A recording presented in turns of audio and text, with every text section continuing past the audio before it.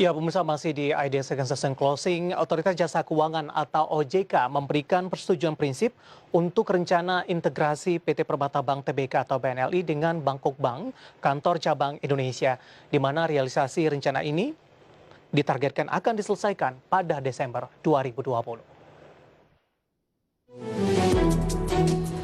Integrasi ini akan membuat Permata Bank memenuhi persyaratan regulasi untuk menjadi salah satu bank buku 4 di Indonesia dengan total modal lebih dari 30 triliun rupiah dan rasio modal lebih dari 30%.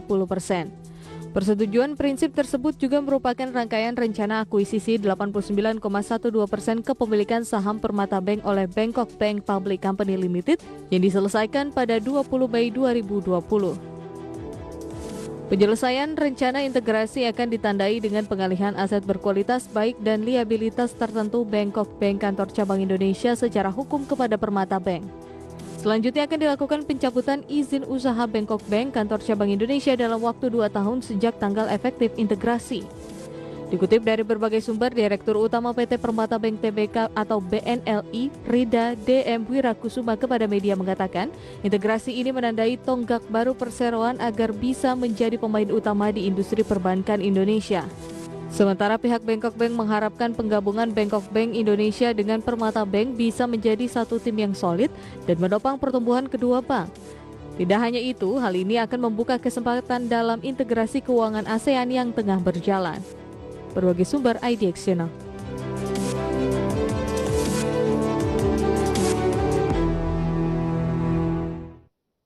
Ya, pemirsa, sejak informasi ini bergulir, saham BNLI mengalami penguatan yang signifikan. Pada perdagangan akhir pekan kemarin juga sempat mengalami auto reject atas. Begitupun pada awal perdagangan di hari Senin ini, pemirsa. Untuk BNLI juga mengalami penguatan signifikan, range harganya di 2050 dan tertingginya di 2460, menguat di 24,56%, dan ketika menyentuh level ini merupakan auto reject atas sampai dengan posisi penutupan perdagangan di sesi kedua hari ini. Kita akan coba bahas dari sisi fundamental bagaimana perkembangan dari Bank Permata, kemudian juga aksi korporasi yang dilakukan dalam beberapa waktu terakhir yang sempat juga menyita perhatian daripada investor dan trader pasar modal Indonesia. Kita sudah terhubung melalui via Zoom bersama dengan Bapak Rida DM Wirakusuma yang merupakan Direktur Utama PT Bank Permata Tbk. Langsung kita sapa saja Pak Rida. Apa kabar Pak Rida? Baik, terima kasih. Terima kasih Pak Rida sudah meluangkan waktu di IDX Channel, Pak. Ya, terima kasih, sama-sama, terima kasih. Ya, Pak Rida, aksi korporasi yang dilakukan Pak Rida ini bergulir dan respon dari para investor pasar modal cukup baik. Ternyata saham dari BNLI mengalami penguatan yang cukup signifikan. Kita ingin tahu lebih dalam Pak secara fundamentalnya untuk dari pasca integrasi dengan Bangkok Bank ini, Pak Rida. Sebenarnya apa yang melatar belakangi Pak integrasi antara PT Bank Permata Tbk dengan Bangkok Bank cabang kantor Indonesia, Pak Rida? Sebetulnya bukan POJK, maksud saya kan ada peraturan yang single presence policy ya. Bangkok Bank kan sejak tahun 1968 sudah mempunyai kantor cabang yang dinamai Bangkok Bank Indonesia. Nah, Bangkok Bank Indonesia itu walaupun kantor cabang tapi sudah aktif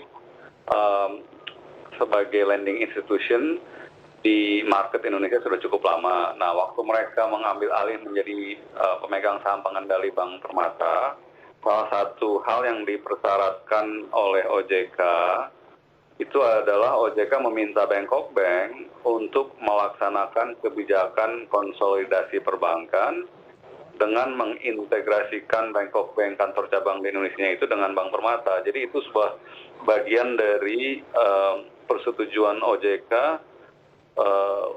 ke Bangkok Bank dengan menyaratkan bahwa cabang Bangkok Bank Indonesia harus digabungkan ke Bank Permata. Baik, di sisi lain ada pertimbangan lain tidak, Pak Rida, kenapa memilih berintegrasi dengan Bangkok Bank ini?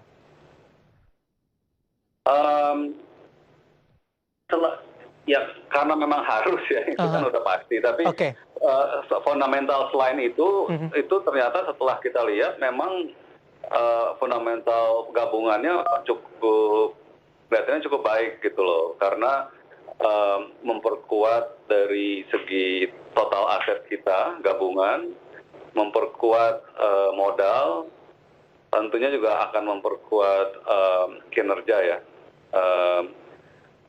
Karena Bangkok Bank itu kan sekarang juga jaringan di negara-negara Asianya kuat, lalu nasabah-nasabah mereka di sini pun sudah cukup lama gitu. Jadi waktu digabungkan itu kelihatannya akan banyak sinergi.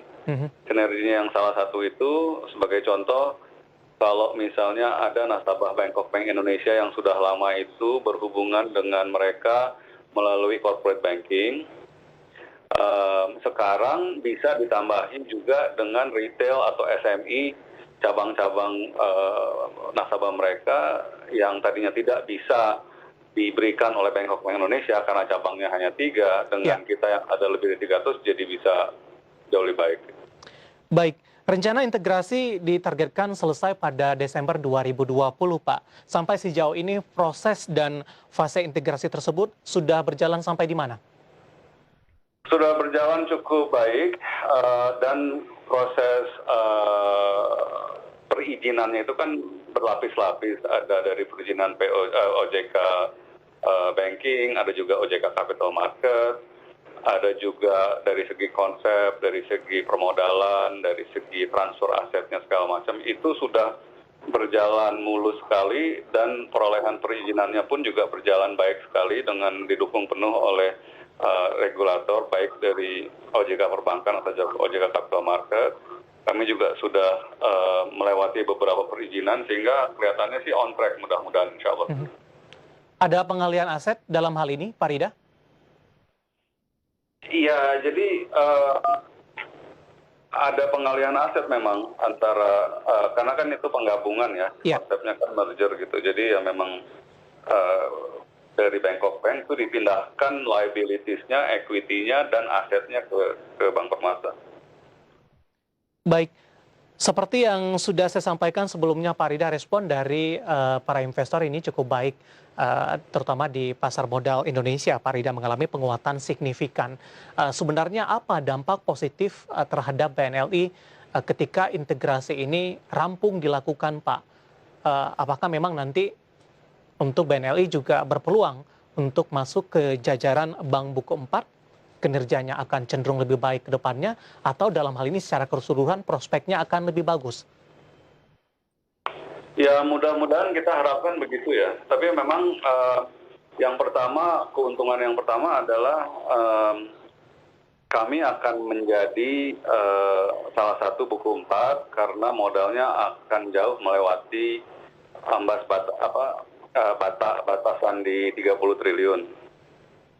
Yang kedua, memang bukan hanya saja kita itu menjadi semata-mata Buku 4, tapi dengan CAR yang sekitar 30%-an, kalau kalkulasi kita benar ya, kita menjadi Bank Buku 4 yang secara permodalan memang paling kuat secara rasio ya.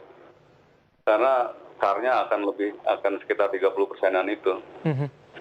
Itu dari segi permodalan dan dari segi rasio permodalan. Kalau dari segi bisnis, itu yang seperti saya sampaikan tadi, banyak sekali nasabah-nasabah Bangkok Bank yang notabene memang juga ada sebagian yang perusahaan-perusahaan besar di sini. Kalau dulu itu hanya terbatas dari corporate banking relationship, sekarang bisa kita kembangkan jauh lebih besar lagi, misalnya dari segi suppliernya perusahaan tersebut, dari segi distributornya, dari segi karyawannya, dari segi permodalan atau investasi, karena modal kami kan makin bertambah gitu. Jadi legal lending kami itu juga akan naik, BMPK kami juga akan naik kan. Dampak ini kapan bisa dirasakan, Pak? Apakah di 2020 dengan sisa beberapa bulan ke depan, atau lebih di 2021 nanti? Lebih 2021 lah. Kami kan bergabungnya nanti baru akhir tahun ini kan. Iya. Iya.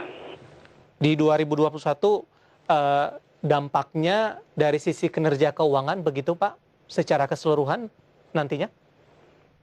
Ya, mudah-mudahan dari segi keuangan dan kinerja yang lainnya juga operasional ya. Mhm.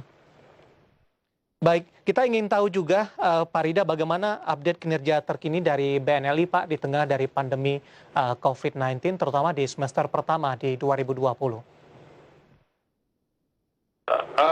Kalau semester pertama 2020 kan sudah disebutkan waktu itu, memang kalau dari segi revenue-nya atau kalau dari segi pre-provision operating profit kita itu sebetulnya kita naik 20-an%, ya 24%. Ya. Cost to income juga turun gitu. Lalu net interest margin kita 4,5% itu mungkin tertinggi ya di selama 10 tahun terakhir ini, sudah sama dengan industri lah kira-kira. Memang net profit kita kelihatannya agak turun, tapi karena ada dua hal, kita itu menambah provisi gara-gara COVID, sama juga ada impact dari tax rate yang turun dari 25 ke 21-22% itu. Tapi selain itu, operationally sih kita oke. Ya. Lalu juga likuiditas kita, sekarang LDR kita juga sudah malahan sudah di bawah 80%, gitu, menunjukkan kepercayaan masyarakat terhadap kita cukup baik. Padahal secara industri kan LDR tuh di sekitar 90-an lebih ya. Dan kita itu juga cukup bagus lah. Proyeksi sampai dengan akhir tahun Pak Rida dengan sisa beberapa bulan dengan kondisi pandemi saat ini.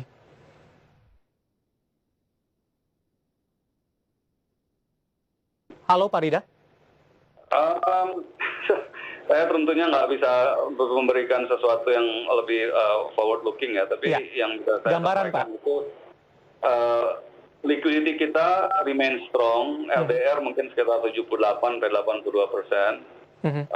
Tentunya capital setelah integrasi sampai akhir tahun ini kita akan kuat sekali di atas 30%.